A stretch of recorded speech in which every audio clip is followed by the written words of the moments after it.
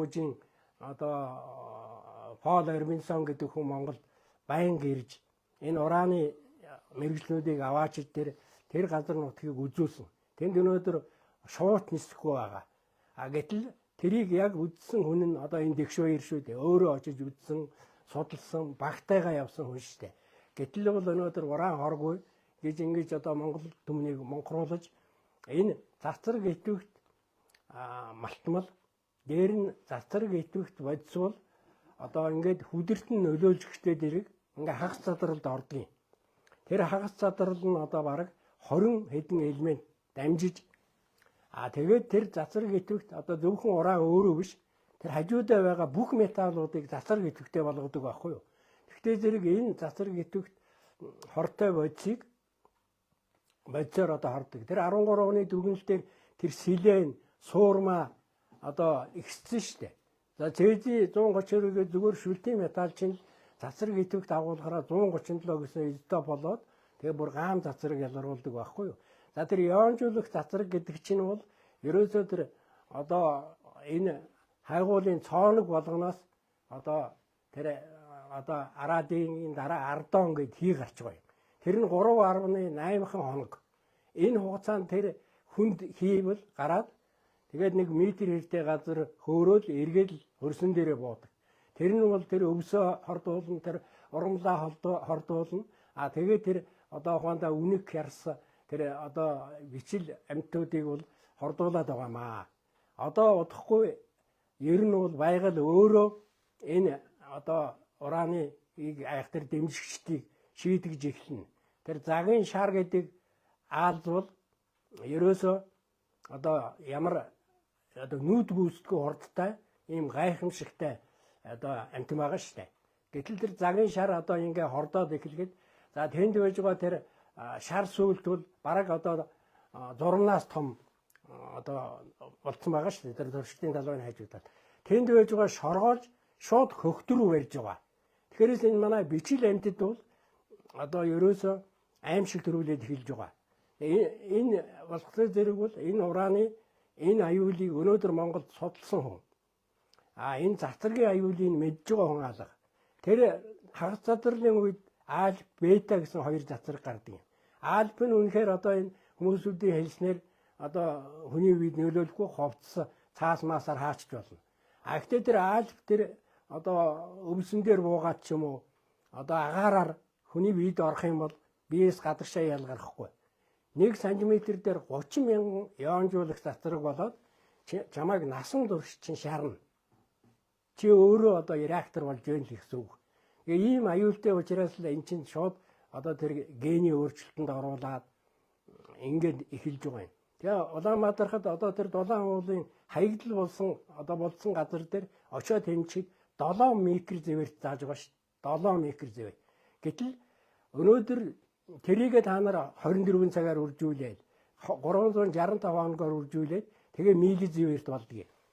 Гэтэл миллизиверт бол одоо тэр атомын цэглэлгаасанд ажилласан хүн 20 миллизиверт л авах хэрэгтэй байхгүй юу? Энгийн хүмүүсүүд бол 1 миллизиверт л авах хэрэгтэй. Гэтэл Нор сүрэнгийн өхрийг одоо шинжилгээ хийсэн тэр орлох доктор бол юу гэж хэлсэн гэхтэй зэрэг энэ 9.8 миллизиверт авсан юм байна. Ийм учраас энэ атомын цэглэлгаасанд ажилтдаг өхөр гэж бодоход одоо тэрнээс бага авч учраас энийг бол одоо буруу дүгнэлт хийсэн байна гэж тэр малын эмч одоо цэрэн жимдийг буруутгаж байсан юм. Тэгээд энэ ийм аюултай одоо тэнэг үйлдэлүүдээр өнөөдөр эдгээр аюулгүй гэж хэлээд атомын цэглэлгаасанд ажилласан хүмүүсүүд ер нь бол удаан наслахгүй. Чернобылийн атомын цэглэлгаасанд станцын хор хөнөөлийг арилгахаар цэргийн хиймчид 188 мянган хүн ажиллаад өнөөдөр одоо 2000 он гэхэд тэднээс амьд хүн үлдээгүй. Манай зүгээр ойрхон жишээ ярив. Хөдлийн цементийн шахуун завуудын тэр гамма үсгүүр дулааных нь барилгуугаар одоо халааны нэгсгээд тэр цементэнд доошоо алдсан байхгүй юу тэр гамма үсгүүрээ. Гэтэл тэрийг манай хоёр химийн инженер 4 цаг ирээд тэгээд өнөөдөр бол одоо нэг нь бурхан болсон, нэг нь бол одоо гэмтэлтэй одоо ордлоготой байгаа шүү дээ. Тэгэхээр энэ бол юу харуулж ийнэ гэхээр энэ урааныг бол тэр ялангуяа энэ одоо ураантай холбогдлолтой энэ цацрагийн аюулыг үл тоомсорлж болохгүй. Бид нар бол энэ хүмүүсүүдийн туршилтын бай байж болохгүй. За сая халдан бүрэгдээ дээр яагаад одоо хүмүүсүүд эсэргүүцэж байна вэ гэхээр тэнд ховор металл нь маш бага. Урааных нь агуулга бол зарим газараа бүр 14% гэж байгаа ш. Ийм өндөр агуулмжтай юмыг одоо оролдоод тэгээд хамгаалт байхгүйгээр одоо хийх юм бол аюул гарна. Одоо Баян хонгорт бол одоо тэр нэг суманд нүүрсний уурхай одоо өрөмтгöd одоо тэр юу гарсан штэ. Ураантай байсан учраас тэнд бас гаж нөлөө гарсан. За ар хангаан тэр одоо өндөр улаанд мөн одоо ийм аюул гараад тэгээд тэр нөлөөллүүд үүссэн. Тэгээд дунд гавьд одоо жишээнүүд хангалттай байна. Тэгэхээр ийм байдлаар энэ одоо урааныг хоргүй гэж ярих энэ бол одоо буруу. За Дорноговын Мардай дээр бол яг хоо Оросууд бол хүдрийн зүгээр зөөж үйсэн байхгүй юу? Тэгээд Доронтын Мардай дээр хүдрийн бол зүгээр одоо шороо хэлбэрээр нь зөөж байсан. Үнээс нь аваад. Тийм учраас бол тэнд одоо тэгээд тусгай хот байгуулад, хаалттай бүс байгуулад тэгээд одоо хүн амьтны нэвтрүүлэхгүй ажиллаж байсан учраас тэнд бол баа нөлөө. Гэхдээ бол сая одоо тэр шиншин гэдэг бол одоо тэр улааны ор дээр хор металл олуулах нэрээр одоо тэр шороогийн зөөж яваад хятадын хил дээр баригдсан шүү дээ. Ягаад гэвэл тэр ураантай шороогийн зөгөөд байсан байхгүй юу тэд нар. Тэгээ ийм байдлаар Монгол улс бол энэ урааныхаа талаар үнэхээр одоо хяналт байхгүй, ойлголт байхгүй. Би дээр нь өшөө нэг юм хэлмээр байна. Одоо улсын их хурлын гишүүд өнөөдөр их том ярцгааж байна. Гэтэл бол та нар бол урааны тал тэр эрх мэдлийн ашигт малтмалын хуулиар гасуулсан шүү дээ. Та нар хянахч ирэх байхгүй, тэр шалгахч ирэх байхгүй, тэр босод одоо тээвэрлэг үйлчлэгийн асуудалд оролцох хэрэггүй. Их хурлын эрхийг ашигт малтмалын хуулиар аваа хийцэн шүү дээ. Тэгээд тэр одоо засгийн газар мэддэг болгоцсон шүү дээ. Тэр геологийн үндэсний албат өгөхөөр одоо 2016 онд хуулийн юу яваад тэгээд эн чинь хийх цааш. Тэгээ өнөөдөр бол одоо бүхнийг мэдгч маягаар ярьж ингэж олныг төөрөгдүүлж тэгээд атомын цахилгаан станцаа болно гэж том хөөрцөлөх бол арай болоогүй. Атомын цахилгаан станц гэдэг чинь 3 аюул дагуулдаг. Нэг нь бол одоо ерөөсөө атомын цахилгаан станцын тэр аюулгүй байдлыг хангасан газар дэлхийд хаач байхгүй. Хоёрт нь бол тэр арай тэтгэвэгт хордлтын бол одоо хамгаалдаг технологи дэлхийд байхгүй. Хаягдл уучлах боломж байхгүй. Тийм учраас бид бол одоо энэ хаягдл уучлах гэдэг Монголд бол тэр хамгийн их одоо 100 метрийн гүнд бетононд хийдэг тэр Норвегийн одоо ерөнхийлөгч, Солонгосын ерөнхийлөгч, Энтхийн ерөнхий сайд энэ тэр манай нууц хэлцээрийн дараа бүгд Монгол цуглаад Америкийн дэд ерөнхийлөгч ирж энэ асуудлыг шийдэх гэж байсныг эсэргүүцэж зогсоож байсны хувьд энэ ажиллагаанд оролцож байсны хувьд бол энийг ярьж байгаамаа. Тийм учраас бол та бүхнийг энэ хүмүүсүүдийн худал ухуулганд хорвоо метр сурталчилж байгаа байдал одоо битгий итгээ. Бүгдээрээ энэ одоо энэ парламентын энэ сувг дээр энэ 100 мянган хүнийхээ гарын үсгийг цугуулуулад энэ хуулийн нэмэлт өөрчлөлтийг эсэргүүцэх ёстой. Тэгээ цөмийн энергийн хууль бол хэд хэдэн аюултай заалтаар одоо гарсан шүү дээ. Одоо их хурлын гишүүн байгаа Ганбаатарт бол би 22 орны 2400 иргэний эсэргүүцсэн гарын үсэгтэй одоо бичгийг үл өгч тэр үеийн ерөнхийлөгчд гардуулж байсан. Тэгээ өнөөдөр Ганбаатар маань бол одоо ураан дээр бас л тууштай биш эргэлзсэн байдалтай байгаа нь энэ ер нь бол засаг төрийн удирдлаганд байгаа хүмүүсүүдийг энэ гадны байгууллагууд мөнгөөр одоо ер нь худалдан авч байгаагийн нэг л одоо сэжүүр байна гэж таамаглаж байна. Тэгээд дээр нь одоо өшөө нэг зүйлийг бол би зайлшгүй хэлэх ёстой. Ягаад гэвэл зэрэг бид бол энэ уран олборлсноор ямар нэгэн амжилтанд хүрэхгүй. Би бол Догшин хотогт Данзааровжаагийн эд шидэнд итгэдэг Монгол хүний хувьд энэ одоо ураанаар оролцсон хүмүүс бол одоо шангаан хүртэн шүү. Би зүгээр энийг Монгол хүний хувьд, бэлтгэл орон даагийн хувьд, байлдааны анги командж явсан хүний хувьд уул норох зэвсгээр хэрэгэлсэн нөхцөл байлдааны ажил явуулахаар одоо ажиллаж байсан одоо Ахмад Айчны хувьд энийг хэлж байгаамаа. За баярлалаа. Түрүүнд та нөгөө газрын гүнд эхлээд шүлтлэг хэд хэдэн одоо туршилт хийгээд болохгүй учраас одоо сүүлийнхэн тэр газрын гүнд нөгөө одоо уусгах технологи гэдэг шүү дээ. Тэр ер нь хэр хортой вэ? Одоо тэр газрын гүнд юу шахаад байгааг нь ер нь мэдчихэж байгаа юм уу манайхан?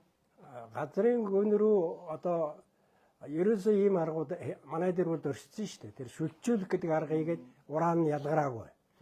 Дээр нь одоо тэр сул хүчлэр ялгараагүй. Цооногийн олборлтын туршилт хүртэл хийсэн. Одоо зөвхөн тэр хайгуулын цооногтой хүртэл туршилт хийсэн. Дээр нь одоо тэр хүчтэй хүчлэр авах. Тэгээ манай энэ шавар тэгээд эн чин тэр манайд бол тэр гүний усаар нь авч байгаа шүү дээ. Гүний усаар хөхрийн хүчил шахаад гүний усаар. Эднэр тэр солируулсан хөхрийн хүчил гэж яриад байгаа. Тэр нь худлаа шүү. Одоо тэр одоо энэ байгаль орчны тэр наривчсан үнэлгээ хийсэн нөхөр дээр өөрснийх нь ариавгийн өгсөн дүнгээр pH-ийн 1.5 болгодоо гэж. За аккумуляторын шингэн бол та нар мэдж байгаа шүү дээ. 2.8 байгаа шүү дээ pH нь. Тэгэхэд 1.1 гэдэг нь бараг цэвэр хүчил болгож байгаа байхгүй юу? Тэгэд манай тэр догцсон гүний ус байхгүй учраас бүр тэр одоо Улаанбаатарын тэр цагаан далай гээд 60 км-ийн тэнд байгаа айлд одоо тэр гаж юм нь илрээд байгаа шүү. Энэ одоо Казахстантай харьцуулаад байгаа. Казахстан бол 400-аас 600 метрийн гүнд олоорт явуулж байгаа. Гэтэл манай Улаанбаатарын одоо ураны хөдөр чинь ерөөсөө 110 метр байхгүй юу? Тэгээд бараг тэр 30-40 км байгаа худагт нь нөлөөлчихэд байгаа шүү. Өнөөдөр тэр баруун баянгийн одоо тэр гол тэр говийн ангамл хөрсөн дээр 10 км урсдаг голыг бохирдуулсан гэж боддоо. Тэгээд тэр баруун баянгийн худаг яг. Өнөөдөр тэнд байж байгаа 12 худгийг уух эрхгүйгээд өөрснөө шинжилгээний дүн гаргацсан. Тэгчгээд өнөөдөр тэр хүмүүсүүд тэндээс л тэр ус авуулж байгаа шүү. Тэр ариавагийнхан тэнд ажиллаж байгаа хүмүүсүүд бол одоо юу дөөр ус эргэлж байгаа шүү. Дөөр ус эргэлж байгаа. Тэгээд одоо хоргүй юм бол яагаад тэр усыг хэрэглэхгүй байгаа? Яагаад тэр малыг авахгүй байгаа юм? Тэр сүүгийг хэрэглэхгүй байгаа юм?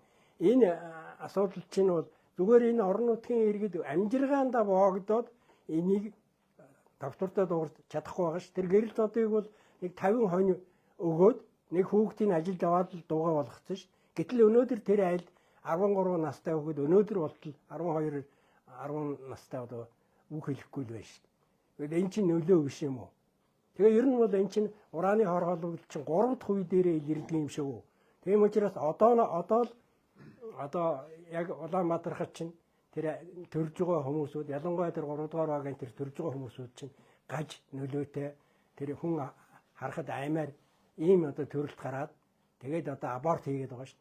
Абортын асуудлыг манай статистикийн мэдээлэлээр Улаанбаатархад 1000 хүнээс 330-т нь аборт хийж байхад дорн говь чинь одоо хүн амын өрхийн дөнгөж 2.3% байдаг. 14,000 өргөтэй атлаа дорн говь 440 аборт хийсэн байгаа ш. Ийм эн чинь юу хөрөөс тэр ариавгийн өгсөн эхогоор хараад тэгэл шууд одоо хүн төрүүлэхгүй байгаа гэсэн үг шүү дээ. Тэгээ гаж нөлөө гарахгүй байна. Хүн одоо тэр Улаанбаатархад яагаад тэгээд энэ хугацаанд ингээд жоохон өдөр тутам тэр аюултай юм мэддэхгүй юм. Тэр айлууд чинь зугцсан ш. Ариавгийн одоо тэр зөв жаваагаас 60 км-ийн зайд нутгалж байгаа ш. Тэр энкод гэдэг малчны одоо тэр худаг дээр бол шууд хөхрийн хүчил үнэртэй хатуулга нь усных нь хатуулга 868 зааж байгаа ш. Тийм ус ууж байгаа мал хүн яаж эрүүл байх юм бэ? Тэгээ тийм учраас л одоо энэ бүгдийг бол Монгол түмэн зөвөр ойлгож бид энийг хэн нэгний ашигын үүднээс одоо хэн нэгний даалгавраар захиалгаар ярьж байгаа юм биш ээ. Харин захиалгаар одоо тэр ажлын гисгтээ тэр захиалгаар мөнгөөр хотлогдсон шинжээчдийг оруулчихад их хурлын гишүүдэд тайлбар өгүүлээ сууж байгаа их хурлал өнөөдөр ичмээр гутамшигтай байна.